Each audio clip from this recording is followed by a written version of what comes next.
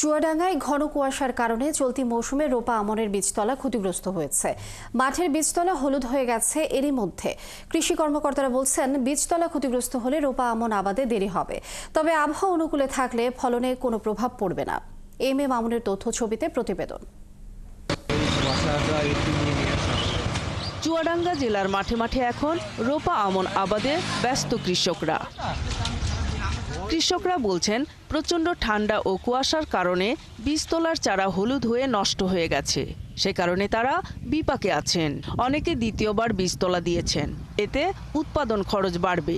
আমাদের পাতা নষ্ট হয়েছে ঘন কুয়াশার জন্য, পাতা লাল হয়ে যাচ্ছে, পাতা এভাবে মরে যাচ্ছে।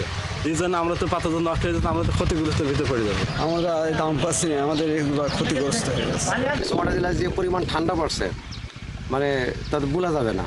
এই ঠান্ডার কারণেই মানে এইসবগুলা পাতাগুলা যে এই অবস্থা আছে। আপনার ব্যাপক খরচ, 1 বিঘে জমিতে প্রায় 20-25 হাজার টাকা খরচ ভাই।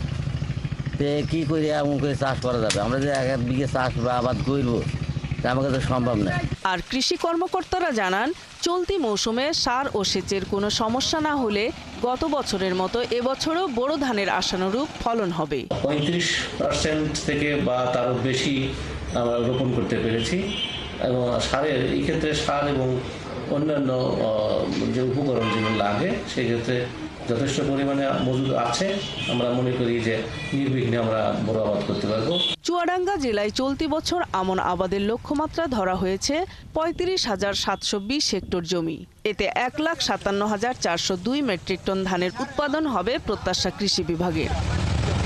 নূর তাজমিন নীর, ৭১।